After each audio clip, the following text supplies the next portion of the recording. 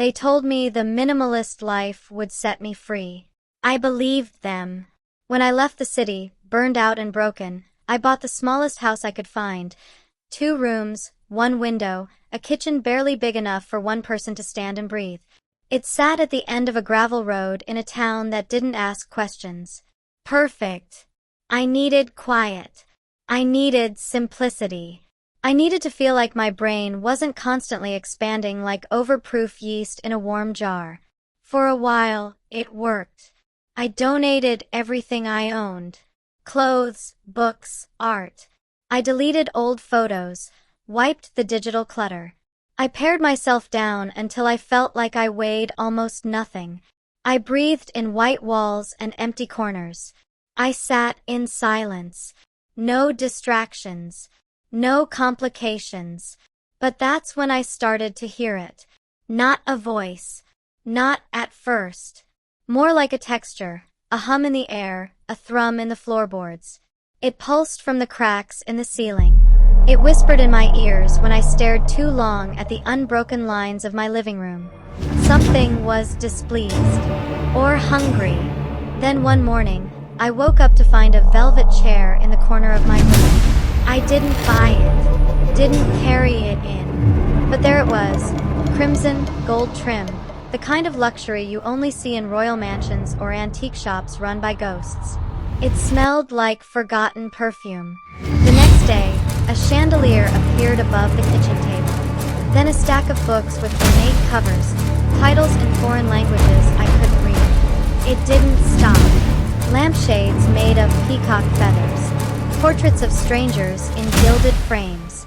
Velvet drapes, tapestries with eyes that blinked when you weren't looking. The walls, once blank, were now a mosaic of movement. Faces and birds, flames and mirrors, all stitched into fabric or painted in thick oil strokes. My house was transforming. And with it, so was I. I stopped going outside. The neighbors, what few there were, stared too long. As if they sensed what was happening. I began to change my clothes. Silks. Brocades. I hadn't bought them. They just showed up. When I looked in the mirror, I barely recognized myself. My face was mine, but my eyes, they were growing darker. As if something inside me was moving forward, pushing me to the surface. At night, I heard voices now. They came from the paintings. From the chairs. From under the bed. They weren't malicious, just insistent. They wanted to be seen. They needed to be.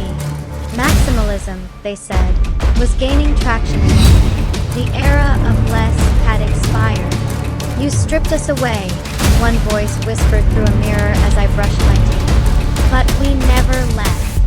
You just ignored us. I wish I could say I fought it. That I tried to resist. But part of me loved it. The color. The decadence. The noise. I felt alive. For the first time in years, I wasn't invisible. The walls loved me. The things adored me. Every chair had a voice, and every rug told stories when I walked across it. And somewhere in the folds of velvet, in the brushstrokes of oil-painted eyes, I stopped feeling alone. Maybe that's the real horror. Not the ghosts. Not the cursed furniture. But that I didn't run. I gave in. Now, when strangers come to visit, real estate agents, city inspectors, the occasional lost traveler, they never stay long. One woman stared into the bathroom mirror for 20 minutes before screaming and sprinting down the drive barefoot. I never saw her again. Sometimes the house adds new rooms. Places I didn't build or enter before. There's a spiral staircase now. It wasn't there yesterday. At the top, I hear music playing. Waltzes, maybe. The voices keep whispering, always in agreement. But maximalism, they say, is gaining traction too. And I don't mind. I've grown quite fond of the noise.